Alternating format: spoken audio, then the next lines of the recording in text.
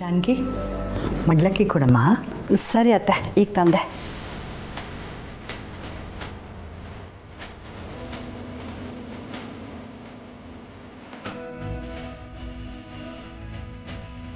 ಸೀತಾ ಅವರೇ, ಮನೇಲಿ ಮುತ್ತೈದೆ ಅಂತ ಇದ್ರು ಅವರು ಈ ಕೆಲಸ ಎಲ್ಲ ಮಾಡಲ್ಲ.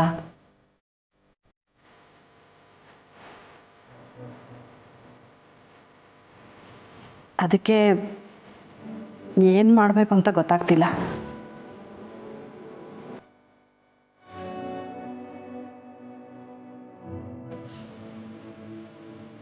ಸೀತಾ ಅವರೇ, ನೀವೇ ನಿಮ್ಮ ಸೊಸೆಗೆ ಮಡಲು ತುಂಬ್ತೀರಾ? ಜಾನಕಿ ಅವರೇ, ಹೆತ್ತ ತಾಯಿಗಿಂತ ಶ್ರೇಷ್ಠ ಇನ್ಯಾರಿದ್ದಾರೆ ಹೇಳಿ?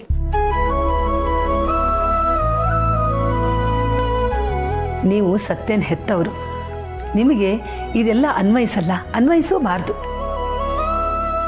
ಜೊತೆಗೆ ಕೆಲವು ಸಂಪ್ರದಾಯಗಳನ್ನು ಕಾಲಕ್ಕೆ ತಕ್ಕ ಹಾಗೆ ಬದಲಾಯಿಸ್ಕೋಬೇಕು. ಸಂಕೋಚ ಪಡದೆ ನೀವೇ ನಿಮ್ಮ ಮಗಳಿಗೆ ಮಡ್ಲಕ್ಕಿ ತುಂಬಿ, ಅದೇ ನಿಮಗೆ ಶ್ರೇಯಸ್ಸು.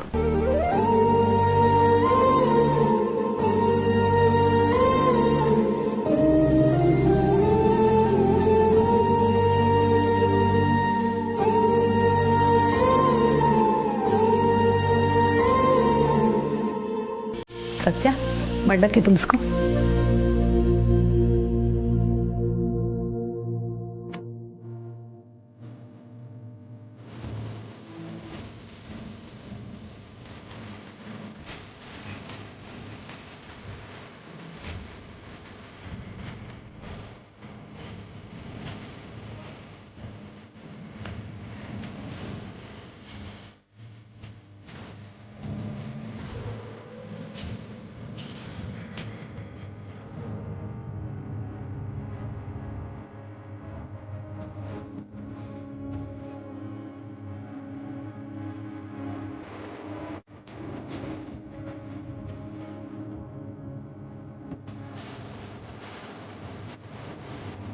ತವರಿಂದ ಮಗಳನ್ನು ಅತ್ತೆ ಮನೆಗೆ ಕಳಿಸ್ಬೇಕಾದ್ರೆ ಅಲ್ಲಿ ಹೇಗೋ ಏನು ಅನ್ನೋ ಅಂಜಿಕೆ ಎಲ್ಲರಿಗೂ ಇರುತ್ತೆ. ಆದರೆ ನಿಮ್ಮನ್ನು ನೋಡಿದ ಮೇಲೆ ಆ ಹೆದರಿಕೆ ನಮ್ಮಿಂದ ದೂರ ಆಯಿತು ನೋಡಿ. ನಮ್ಮ ಮನೇಲಿ ಹೆಣ್ಮಕ್ಳಿದ್ದಾರೆ ಗಿರಿಜಮ್ಮನವರೇ, ನಿಮ್ಮ ಆತಂಕ ನನಗೆ ಅರ್ಥ ಆಗುತ್ತೆ. ಆದರೆ ಸತ್ಯ ಈಗ ಕೋಟೆ ಮನೆ ಸೊಸೆ, ಅವಳ ಬಗ್ಗೆ ನಿರಾತಂಕವಾಗಿರಿ.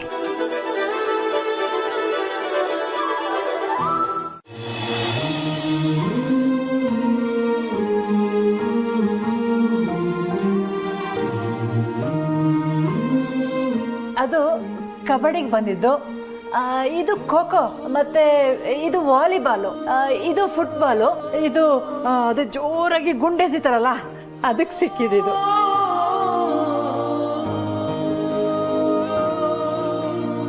ಆ ಹುಡುಗಿನ ಸಂಸ್ಕಾರ ಇಲ್ಲದೆ ಇರೋಳು, ಗ್ಯಾರೇಜ್ನಲ್ಲಿ ಕೆಲಸ ಮಾಡ್ಕೊಂಡಿದ್ದವಳು ಅಂತ ಕಡೆಗಣಿಸಿದ್ದೆ. ಆದರೆ ಅವಳು ನನ್ನ ಯೋಚನೆನೇ ಸುಳ್ಳು ಮಾಡಿದ್ಲು. ಅವಳು ಚಿಕ್ಕ ವಯಸ್ಸಲ್ಲೇ ಮನೆ ಜವಾಬ್ದಾರಿನ ಹೊತ್ಕೊಂಡು ಜೊತೆಗೆ ಅಪ್ಪನ ಗ್ಯಾರೇಜನ್ನು ನಿಭಾಯಿಸ್ಕೊಂಡು ಹೋಗ್ತಿದ್ಲು ಅನ್ನೋದನ್ನು ಕೇಳಿ ತುಂಬ ಹೆಮ್ಮೆ ಆಯಿತು. ಹಾಗಂತ ಬದುಕೋ ಹುಮ್ಮಸ್ಸು ಬಿಡದೆ ಇಂಥ ಎಷ್ಟೋ ಸ್ಪರ್ಧೆಗಳನ್ನು ಗೆದ್ದು ಬಹುಮಾನಗಳನ್ನು ತಗೊಂಡಿದ್ದಾಳಲ್ಲ, ಅವಳ ಬಗ್ಗೆ ಹೆಮ್ಮೆ ಅನ್ನಿಸ್ತಾ ಇದೆ.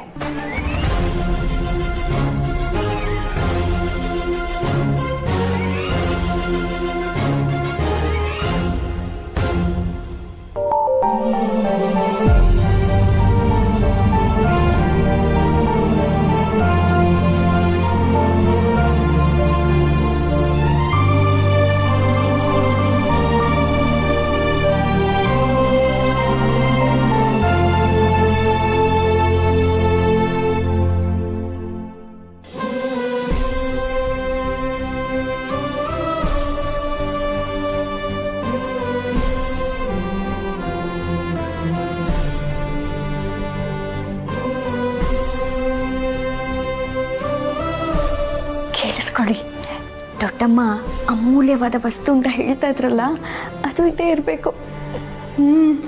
ಹೌದು ಕಣೆ, ಅಕ್ಕನಿಗೆ ಸತ್ಯನ ಮೇಲೆ ನಿಜವಾಗ್ಲೂ ಲವ್ ಆಗ್ಬಿಟ್ಟಿದೆ. ಡೌಟೇ ಬೇಡಮ್ಮ, ಇದು ಲವ್ವೇ.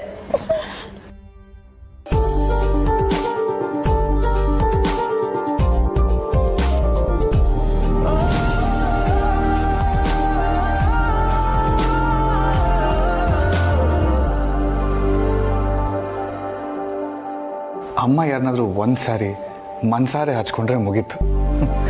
ಅವರಷ್ಟು ಒಳ್ಳೆಯವರು ಇನ್ನು ಯಾರೂ ಇಲ್ಲ. ನಿಜ ಕಣೋ, ನೋಡ್ತಿರು ಅಕ್ಕ ಸತ್ಯನ ಹೇಗೆ ನೋಡ್ಕೋತಾಳೆ ಅಂತ. ಅಣ್ಣ ನೀನು ಯಾವುದಕ್ಕೂ ಹುಷಾರಾಗಿರು. ದೊಡ್ಡಮ್ಮ ಮತ್ತು ಅದಕ್ಕೆ ನಿನ್ನ ಬಿಟ್ಟು ಫುಲ್ ಕ್ಲೋಸ್ ಆಗಿಬಿಟ್ಟಿದ್ದಾರೆ. ಗೊತ್ತು, ಸುಮ್ಮನೆ ಇರುತ್ತೋ ಈ ಅತ್ತೆ ಸೊಸೆ ಲವ್ ಸ್ಟೋರಿ ನೋಡೋಕ್ಕಾಗ್ತಾ ಇಲ್ಲ, ಹೊಟ್ಟೆ ಉರಿತದೆ. ಜೋತಿವ್ರಿ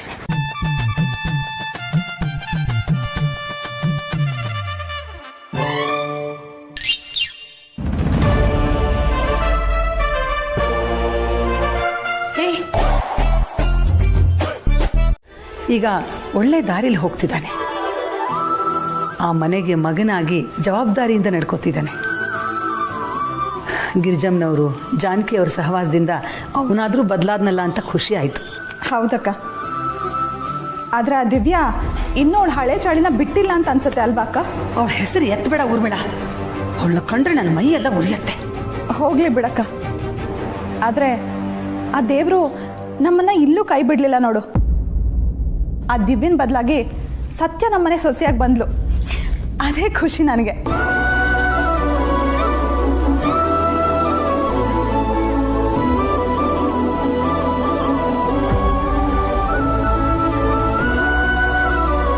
ಅದು ಸರಿ, ನಿಮ್ಮ ಭಾವ ಇಲ್ಲೇ? ಈ ಹೊತ್ತಲ್ಲಿ ಭಾವ ಎಲ್ಲಿರ್ತಾರೆ ಹೇಳು? ಓ, ನೆನಪಾಯ್ತು ಬಿಡು. ಅವ್ರ ಹೊಸ ಬೆಸ್ಟ್ ಫ್ರೆಂಡನ್ನು ಮೀಟ್ ಮಾಡಕ್ಕೆ ಹೋಗಿದ್ದಾರಾ? ಆ ಮಗುನ ಭೇಟಿ ಮಾಡಿದಾಗಿಂದ ಭಾವ ತುಂಬಾ ಖುಷಿಯಾಗಿದ್ದಾರೆ ಅಕ್ಕ. ಆ ಕಾರಣಕ್ಕಾದ್ರೂ ದಿನ ಪಾರ್ಕಿಗೆ ಹೋಗ್ಬಿಟ್ಟು ಬರ್ತಾರೆ. ಅವ್ರು ಅಷ್ಟೇ ಲವಲವಿಕೆಯಿಂದ ಇರೋದನ್ನ ನೋಡೋದಕ್ಕೆ ಖುಷಿ ಆಗತ್ತೆ.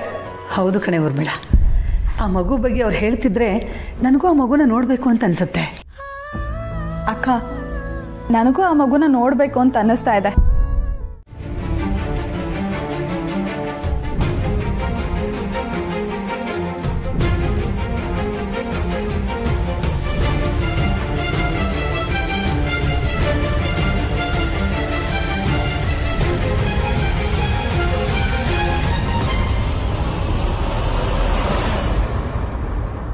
ಅರೆ, ಲಕ್ಷ್ಮಣ ಯಾಕೆ ಆ ಹೆಂಗಸಿಗೆ ಅಷ್ಟೊಂದು ದುಡ್ಡು ಕೊಡ್ತಿದ್ದಾನೆ? ಯಾರು ಈಕೆ? ಈ ಹೆಂಗಸೇನಾದರೂ ದುಡ್ಡಿಗೋಸ್ಕರ ಲಕ್ಷ್ಮಣನ್ನ ಛೆ ಹಾಗೇನಿರ್ಲಿಕ್ಕಿಲ್ಲ.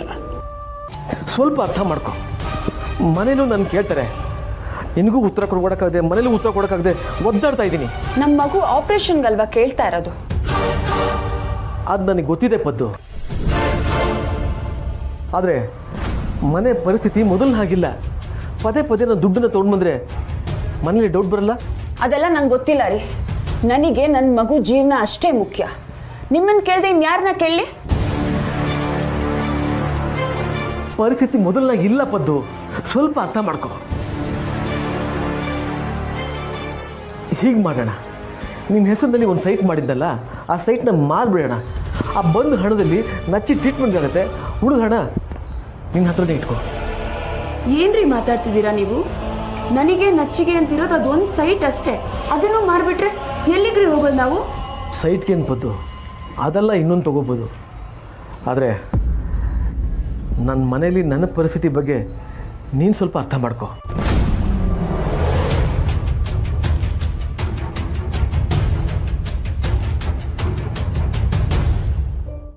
ಏನು ಹೇಳ್ತಿದ್ದಾಳೆ ಆ ಹೆಂಗಸು?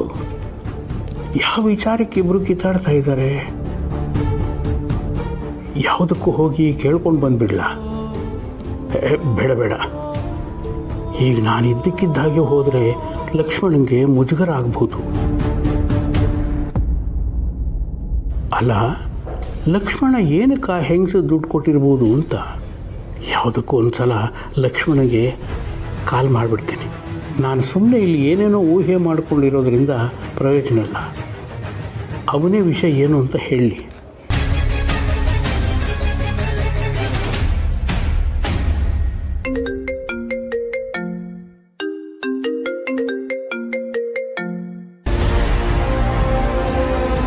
ಅಣ್ಣ ಯಾಕೆ ಫೋನ್ ಮಾಡ್ತಾ ಇದ್ದಾನೆ?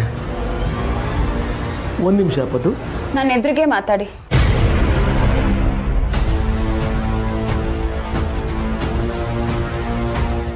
ಆ ಟೈಮಿಗೆ ಕಾದು ಸಾಕಾಯ್ತು ರೀ. ಇನ್ನು ನನ್ನ ಕೈಲಿ ಕಾಯಕ್ಕಾಗಲ್ಲ. ನೀವು ಆದಷ್ಟು ಬೇಗ ನಾವಿಬ್ರು ಗಂಡ ಹೆಂಡತಿ ಅಂತ ಎಲ್ಲರ ಮುಂದೆ ಒಪ್ಕೊಳ್ಳಿ.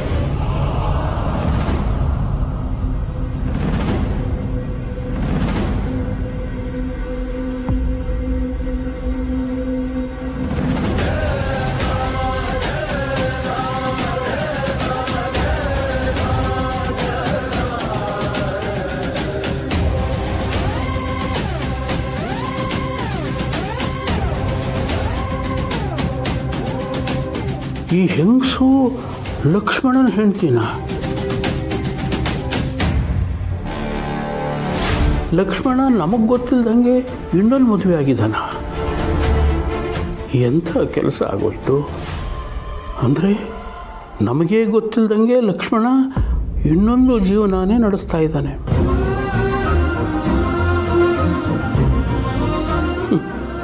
ಇವನಿಗೆ ಯಾಕಪ್ಪ ಇಂಥ ಬುದ್ಧಿ ಬಂತು? ಮನೆಯಲ್ಲಿ ಚಿನ್ನದಂಥ ಹೆಂಡತಿ ಇಟ್ಕೊಂಡು ಅದು ಯಾರ್ದೋ ಜೊತೆ ಹೆಂಡತಿ ಸಂಸಾರ ಅಂತೆಲ್ಲ ಎಡಬಿಟ್ಟು ಮಾಡ್ಕೊಂಡ್ಬಿಟ್ನಲ್ಲ.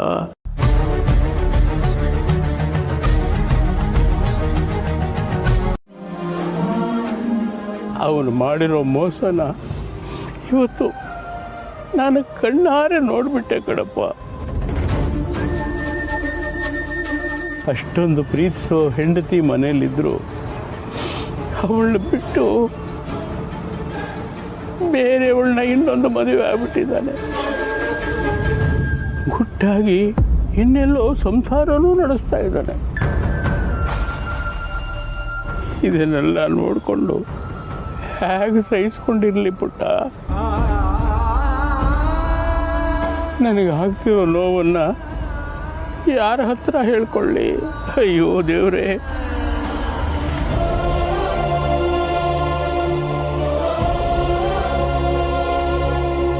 ಮುಳುಗ್ತಿರೋನ್ಗೆ ಒಂದು ಹುಲ್ಲು ಕಟ್ಟಿನೂ ಆಸರೆ ಅಂತ ಹೇಳ್ತಾರೆ.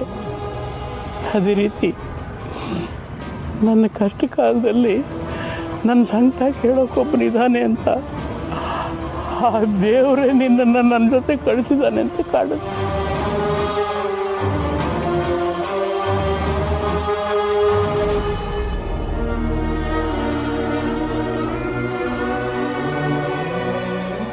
ಅಯ್ಯೋ ನನ್ನ ಕಂದ. ಮಕ್ಕಳು ದೇವ್ರ ಸಮಾನ ಅಂತ ಹೇಳ್ತಾರೆ. ನೀನು ಹೇಳಿದ್ಮೇಲೆ ನಾನು ನಗದೇ ಇರೋಕ್ಕಾಗುತ್ತಾ?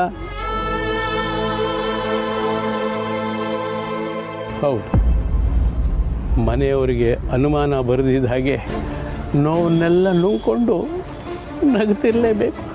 ನಗ್ತೀನಿ.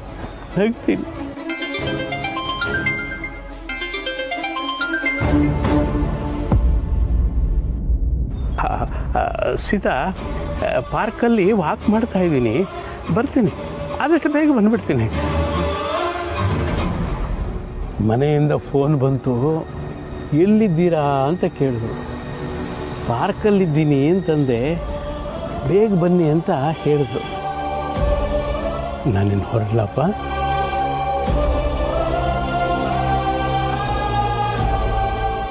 ಯಾಕೋ ನಿನ್ನ ಬಿಟ್ಟು ಹೋಗೋಕ್ಕೆ ಮನಸ್ಸಾಗ್ತಿಲ್ಲ ಪುಟ್ಟ. ಲೇ ಸತ್ಯ, ನಾನು ನಿನ್ನ ಅಕ್ಕ ಅನ್ನೋದನ್ನು ಮರೆತು ನನ್ನ ಮೇಲೆ ಕೈ ಮಾಡಿದೆ ಅಲ್ವಾ? ಇದಕ್ಕೆಲ್ಲ ಬಡ್ಡಿ ಸಮೇತ ವಾಪಸ್ ಕೊಡದೇ ಇದ್ರೆ ನನ್ನ ಹೆಸರು ದಿವ್ಯನೇ ಅಲ್ಲ. ಆದಷ್ಟು ಬೇಗ ಆ ಕೋಟೆ ಮನೆಗೆ ಬರ್ತೀನಿ. ಅಲ್ಲಿವರೆಗೂ ಅದಕ್ಕೆ ಎಷ್ಟು ಮೆರಿತೀಯೋ ಮೆರಿ. ನಾನು ಬಂದಮೇಲೆ ನಿನ್ನ ಕತೆ ಮುಗೀತು. ಯಾಕೆ ಅಂದರೆ ಇವಾಗ ನನ್ನ ಹತ್ರ ಇರೋ ವಿಷಯ ಇಡೀ ಕೋಟೆ ಮನೆನೇ ಅಳ್ಳಾಡೋ ಅಂಥ ವಿಷಯ. ಯಾರಿಗೋಸ್ಕರ ನೀನು ಇಷ್ಟೊಂದೆಲ್ಲ ಮಾಡ್ತಿದ್ಯೋ ಅವರೇ ನಿನ್ನನ್ನು ಆ ಮನೆಯಿಂದ ಕತ್ತಿ ಹಿಡಿದು ಆಚೆ ಹಾಕ್ತಾರೆ. ಆಮೇಲೆ ಇನ್ನೇನು, ನಿಂದು ಅಂತಿರೋದೆಲ್ಲ ನಂದಾಗತ್ತೆ. ನೀನು ಬೀದಿಲಿ, ನಾನು ಅರಮನೆಯಲ್ಲಿ, ಐ ಮೀನ್ ಕೋಟೆ ಮನೆಯಲ್ಲಿ.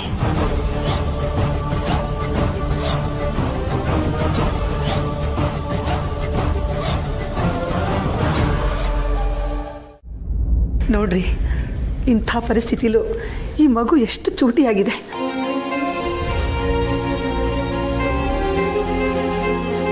ಇಂಥ ಮಗುನ ಪಡೆಯೋಕ್ಕೆ ಈ ಹುಡುಗನ ಅಪ್ಪ ಅಮ್ಮ ಅದು ಎಷ್ಟು ಪುಣ್ಯ ಮಾಡಿದ್ರೋ ಏನೋ. ಒಳ್ಳೇದಾಗಲಿ ಪುಟ್ಟ, ದೇವ್ರು ನಿನ್ನನ್ನು ಚೆನ್ನಾಗಿಟ್ಟಿರಲಿ. ಈ ಮಗುವಿನ ತಂದೆ ನಿಮ್ಮ ಮೈದ್ನ ಅಂತ ಗೊತ್ತಾದರೆ ನೀವು ಎಷ್ಟು ನೊಂದ್ಕೋಬೋದು ಅಂತ ಯೋಚನೆ ಮಾಡಿದ್ರೆ ನನಗೆ ಭಯ ಆಗ್ತಿದೆ ಅತ್ತೆ. ದೊಡ್ಡಮ್ಮ, ಇಂಥವ್ರನ್ನ ಆ ದೇವರು ಯಾವಾಗಲೂ ಚೆನ್ನಾಗೇ ಇಟ್ಟಿರ್ತಾರೆ. ಮತ್ತೆ ಅವನು ಅಷ್ಟೇ, ಯಾವಾಗಲೂ ನಗ್ತಾನೆ ಇರ್ತಾನೆ. ಯಾಕೆ ಹೇಳಿ? ಅವನು ನನ್ನ ತಮ್ಮ. ನಚ್ಚಿ, ನಾನು ನೀನು ಅಕ್ಕ ತಮ್ಮ, ಓಕೆನಾ?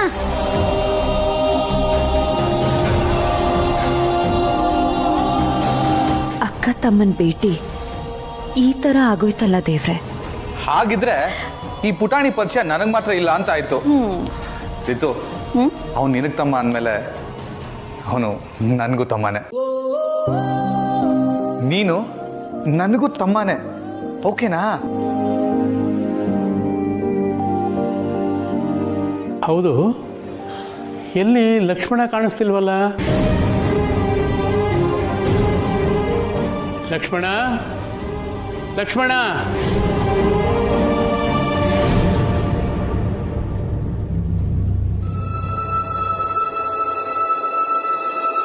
ಅಯ್ಯಯ್ಯೋ, ರಾಯರು ಬೇರೆ ಚಿಕ್ಕ ಮಾವನ್ ಈ ರೀತಿ ಕರೀತಿದ್ದಾರೆ. ಆ ಮಗು ಬೇರೆ ಅವ್ರ ಅಪ್ಪನ ಕಣ್ಣು ಹಿಡ್ದೇ ಹಿಡಿಯುತ್ತೆ. ಅಕಸ್ಮಾತ್ ಹಾಗೇನಾದ್ರೂ ಆಗೋದ್ರೆ ಇದರಿಂದ ದೊಡ್ಡ ಅವಾಂತರನೇ ಆಗೋಗುತ್ತೆ. ಇಲ್ಲ, ಹಾಗಾಗ್ಬಾರ್ದು, ಹಾಗಾಗ್ಬಾರ್ದು.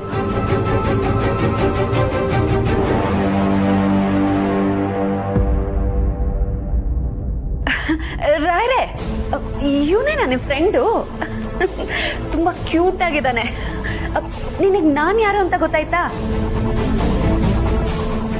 ಅವಳು ನನ್ನ ಸೊಸೆ, ಅಂದ್ರೆ ಕಾರ್ತಿಕ್ ಇದನ್ನಲ್ಲ, ಅವನ ಹೆಂಡತಿ. ಶೋ, ನಾನು ಸತ್ಯ. ಫ್ರೆಂಡ್ಸ್?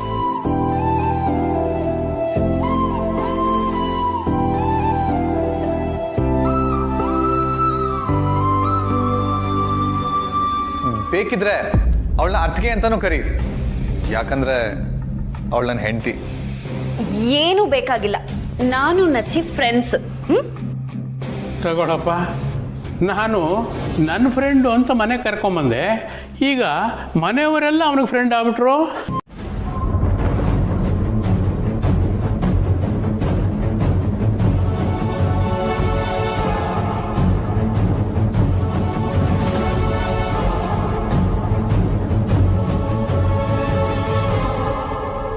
ಏನದು ನಿಜ? ಏನು ನಿಜ ಅಂತ ಹೇಳ್ತಾ ಇದೆ? ಏನಿಲ್ಲ ಅಮಲ್ ಬೇಬಿ. ಏನು ಇಲ್ವಾ? ಮತ್ತೆ ಅವನ ಹತ್ರ ಏನ್ ಮಾತಾಡ್ತಾ ಇದೆ ಸತ್ಯ? ಅದು ನಾನು ಅವನನ್ನ ಮೊದಲನೇ ಸತಿ ದೇವಸ್ಥಾನದಲ್ಲಿ ನೋಡಿದ್ನಲ್ಲ, ಅದು ನಿಜವಾಗ್ಲೂ ನೋಡಿದ್ದೆ ಅಂತ ಹೇಳ್ತಾ ಇದ್ದೆ ಅಷ್ಟೆ. ಅಯ್ಯೋ, ಅಷ್ಟೇನಾ? ಮನೆಯವ್ರು ಎಲ್ಲರೂ ಅವನ್ನ ಮೀಟ್ ಮಾಡಿದ್ದಾರೆ, ನಾನು ಒಬ್ಬನೇ ನಚ್ಚಿನ ಮೀಟ್ ಮಾಡಿರ್ಲಿಲ್ಲ. ನಚ್ಚಿ ಬಾಯ್ಲಿ.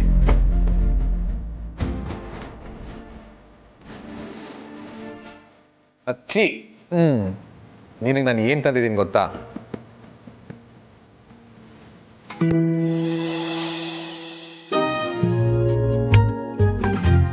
ಚಾಕ್ಲೇಟ್.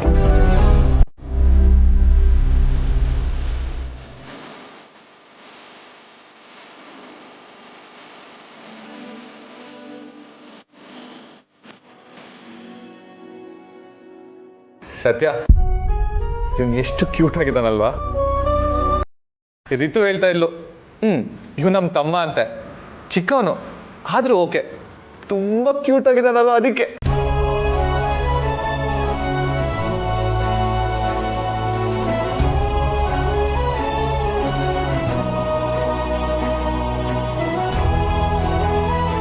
ಒಂದರ್ಥದಲ್ಲಿ ಅವನು ನಿನ್ನ ತಮ್ಮನೇ ಅಮೂಲ್ ಬೇಬಿ.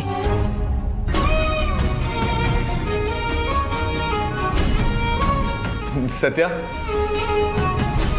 ಸತ್ಯ, ಓಯ್, ಎಲ್ಲಿ ಕಳ್ದೋಗಿದ್ಯಾ?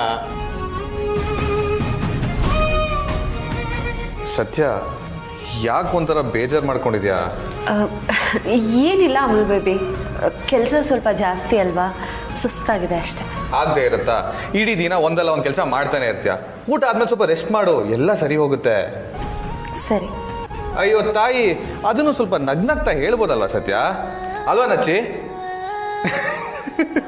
ನೋಡು, ಏನು ಕೇಳಿಸ್ತೀರ ಅವನೇ ನಗ್ತಾ ಇದ್ದಾನೆ. ಇವಾಗ ನೀ ನಗ್ಲಿಲ್ಲ ಅಂದ್ರೆ ನನ್ಗೂ ಅವನಿಗೂ ಇಬ್ಬರಿಗೂ ಬೇಜಾರಾಗುತ್ತೆ ಅಲ್ವಾ? ನಚ್ಚಿ, ನಿಮ್ಮ ಮನೆ ಎಲ್ಲಿರೋದು?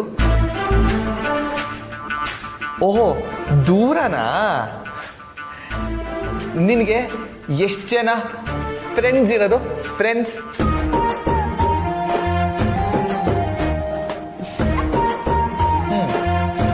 ಓಹೋ, ತುಂಬಾ ಜನ ಫ್ರೆಂಡ್ಸ್ ಇದ್ದಾರಾ? ನಿನಗೆ ಏನಿಷ್ಟ? ನನಗೆ ಚಾಕ್ಲೇಟ್ ಇಷ್ಟ. ನಿನಗೆ? ಓಹ್, ಐಸ್ ಕ್ರೀಮ್ ಇಷ್ಟನಾ?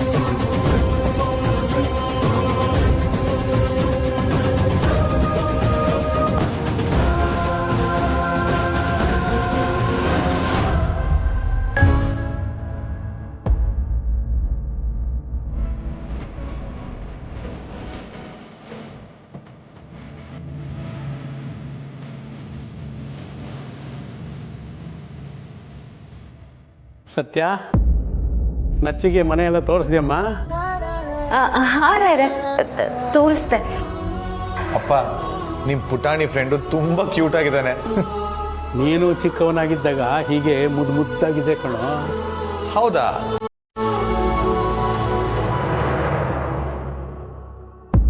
ಸರಿ ಸರಿ, ಅವನಿಗೆ ಹಸಿವಾಗಿರಬೇಕು, ಕೆಳಗಡೆ ಕರ್ಕೊಂಬನ್ನಿ, ಏನಾದ್ರು ತಿಂಡಿ ಕೊಡೋಣ. ಸರಿ ರೇ. ನಚ್ಚಿ, ತಿನ್ನಕ್ಕೆ ನಾನು ನೀನು ಹೋಗ್ಬೇಕಂತೆ, ಬಾ ಹೋಗೋಣ.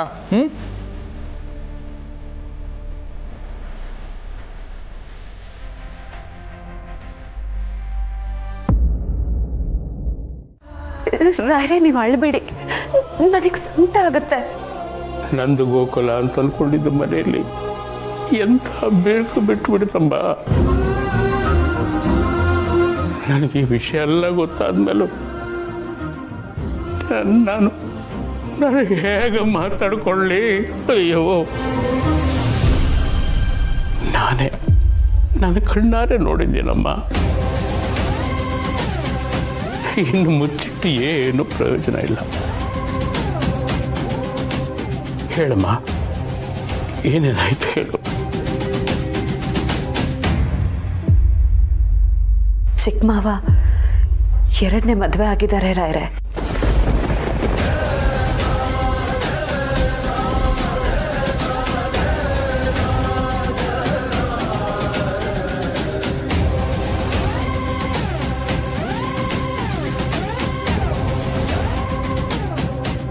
ಚಿಕ್ಕಮಾವನ್ಗೆ ಈ ಮದುವೆಯಿಂದ ಒಂದು ಮಗುನೂ ಇದೆ.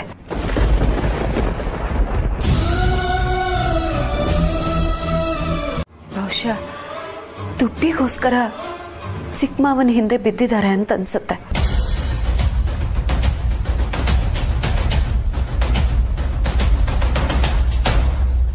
ಹೌದಮ್ಮ, ಸತ್ಯ. ಲಕ್ಷ್ಮಣ ಹೆಂಗಸಿಗೆ ದುಡ್ಡು ಕೊಡೋದನ್ನ ನಾನು ನೋಡಿದೆ. ಅವ್ರ ಮಾತನ್ನು ಕೇಳಿಸ್ಕೊಂಡೆ.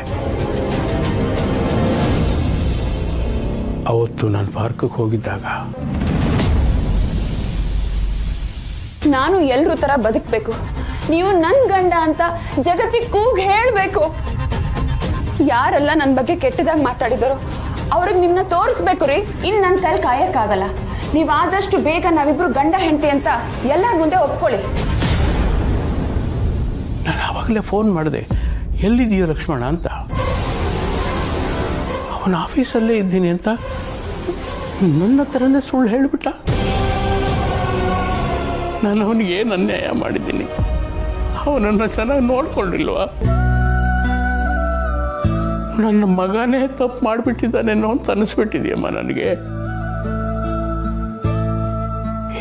ಇದರಿಂದ ಅದು ಹೇಗೆ ಹೊರಗೆ ಬರಬೇಕು ನನಗೊಂಚೂರು ಗೊತ್ತಾಗ್ತಾ ಇಲ್ಲ. ಜೀವನ ಇದ್ದಕ್ಕಿದ್ದಾಗೆ ಕಗ್ಗಂಟಾಗೋಯ್ತು ಅಂತ ನನಗನ್ನಿಸ್ತಿದೆ.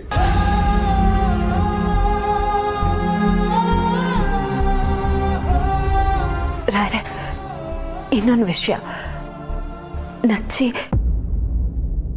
ಹೌದಮ್ಮ, ಆ ಮಗುವಿಂದನೇ ಈ ಜೀವ ಇನ್ನೂ ಬದುಕಿದೆ. ಇಲ್ಲ ಅಂತಂದಿದ್ರೆ ಯಾವತ್ತೋ. ಇಷ್ಟೆಲ್ಲ ನಿಜ ಗೊತ್ತಾದ್ಮೇಲೂ ನಾನಿದನ್ನ ನೋಡೋಕ್ಕಾಗ್ತಾ ಇಲ್ಲಮ್ಮ. ಇದನ್ನೆಲ್ಲ ಯಾರ ಹತ್ರ ಹೇಳ್ಕೋಬೇಕು ಅಂತಲೂ ಗೊತ್ತಾಗ್ತಾ ಇಲ್ಲ.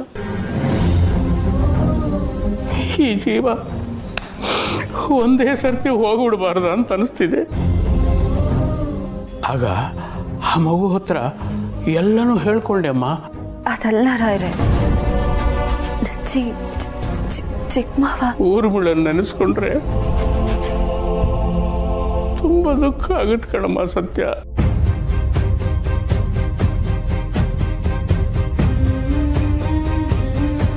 ಹೌದು ರಾಯ್ರೆ. ಆದರೆ ನಾನೇನು ಮಾಡಲಿ, ನನ್ನ ಪರಿಸ್ಥಿತಿನೇ ಆಗಿತ್ತು. ಸುಳ್ಳು ಹೇಳ್ದೆ ಬೇರೆ ದಾರಿನೇ ಇರಲಿಲ್ಲ. ಮನೆಯಲ್ಲಿ ಸಣ್ಣ ಪುಟ್ಟ ಜಗಳ ಆದ್ರೇ ಅಣ್ಣ ಸಹಿಸಲ್ಲ. ಇನ್ನು ನಾನು ಈ ಥರ ಅಂದರೆ, ನನ್ನ ಪದ್ಮನ ವಿಚಾರ ಗೊತ್ತಾದರೆ ಅಣ್ಣ ತಡ್ಕೋತಾನ? ಅಣ್ಣ ಮೊದಲೇ ಹಾರ್ಟ್ ಪೇಷಂಟ್. ಇತ್ತೀಚೆಗಂತೂ ಅವನ ಆರೋಗ್ಯ ಸರಿ ಇಲ್ಲದೆ ತುಂಬ ಕುಗ್ಗಿ ಹೋಗಿದ್ದಾನೆ. ಹೀಗಿರುವಾಗ ವಿಷಯ ತಡ್ಕೊಳ್ಳೋ ಶಕ್ತಿ ಅವನಿಗಿದೆಯಾ? ಅದಕ್ಕಿಂತ ಹೆಚ್ಚಾಗಿ ಊರ್ಮಿಳ ಅಂದರೆ ಅವನಿಗೆ ತುಂಬ ಪ್ರೀತಿ. ಅಕ್ರೆ ಅವಳನ್ನ ಬರೀ ನಾದ್ನಿಯಾಗಲ್ದೆ ಸ್ವಂತ ಮಗಳ ಥರ ನೋಡ್ಕೊಂಡಿದ್ದಾನೆ. ಅವಳ ವಿಷಯದಲ್ಲಿ ಬೇರೆಯವರು ಆಗಿರಲಿ, ನಾನೇ ತಪ್ಪಾಗಿ ನಡ್ಕೊಂಡಿದ್ದೀನಿ ಅಂದರೆ ಅಣ್ಣ ಸಹಿಸಲ್ಲ.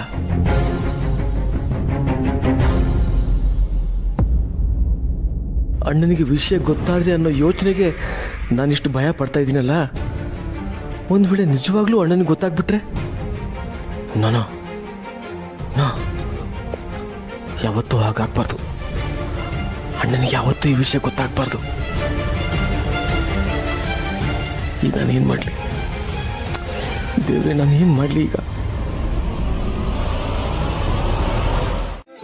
ಚಿಕ್ಕಿ, ಅಮ್ಮ ಮನೇಲೇ ಇದ್ದಾರಾ ಅಥವಾ ಅವರು ಸತ್ಯನ್ ಜೊತೆ ಹೋಗಿದ್ದಾರಾ? ಅಕ್ಕ ಮನೆಯಲ್ಲೇ ಇದ್ದಾಳೆ. ಯಾಕೆ ಜಲಸ್ ಆಗ್ತದ್ಯಾ?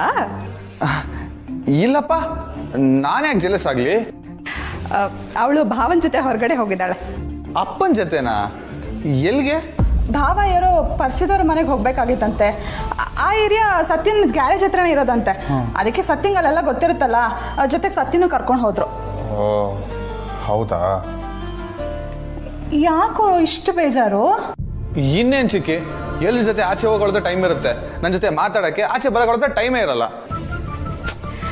ಹಾಗೆಲ್ಲ ಅನ್ಕೋಬಾರ್ದು ಕಾರ್ತಿ. ಅವಳು ಹೋಗಿರೋದು ಭಾವನ್ ಜೊತೆನೆ ತಾನೆ, ಅವ್ರಿಗೆ ಹೆಲ್ಪ್ ಮಾಡೋದಕ್ಕಲ್ವಾ? ಹೌದು, ಆದ್ರೂ ಹೆಂಡ್ತಿರ್ನ ಹೇಗೆ ಪ್ರೀತಿ ಮಾಡಬೇಕು ಅನ್ನೋದನ್ನ ಈ ಮನೆ ಗಂಡಸ್ರನ್ನ ನೋಡಿ ಕಲಿಬೇಕು. ಭಾವ, ಇವರು, ನೀನು ಎಲ್ಲ ಒಂದೇ ಥರಾನೇ. ಏನೋ ಸತ್ಯ ನನ್ನ ಕೈಗೆ ಸಿಗದೆ ಓಡೋಗ್ತಾ ಇರ್ತಾಳೆ, ಬೇಜಾರಾಗಲ್ವಾ? ನೀನು ಅವಳನ್ನ ಬರೀ ಹೆಂಡತಿಯಾಗಿ ಮಾತ್ರ ನೋಡ್ತಿದ್ಯಾ, ಈ ಮನೆ ಸೊಸೆಯಾಗಿ ನೋಡ್ತಿಲ್ಲ. ಅದಕ್ಕೆ ನಿನ್ಗೆ ಹೀಗೆ ಅನ್ನಿಸ್ತಾ ಇರೋದು. ಅಂದ್ರೆ ಅವಳು ನಿನ್ನ ಹೆಂಡತಿ ಮಾತ್ರ ಅಲ್ಲ, ಈ ಮನೆ ಸೊಸೆ ಕೂಡ. ಒಂದು ಕೂಡು ಕುಟುಂಬದಲ್ಲಿ ಎಲ್ರ ಜೊತೆ ಹೊಂದಿಕೊಂಡು ಜವಾಬ್ದಾರಿನ ನಿಭಾಯಿಸ್ಕೊಂಡು ಹೋಗೋದು ಅಷ್ಟೊಂದು ಸುಲಭ ಅಲ್ಲ. ಆದರೆ ಸತ್ಯ ಅದನ್ನು ಸರಿಯಾಗಿ ನಿಭಾಯಿಸ್ತಾ ಇದ್ದಾಳೆ. ನೀನು ಅದಕ್ಕೆ ಹೆಮ್ಮೆ ಪಡಬೇಕು. ಹೌದಾ?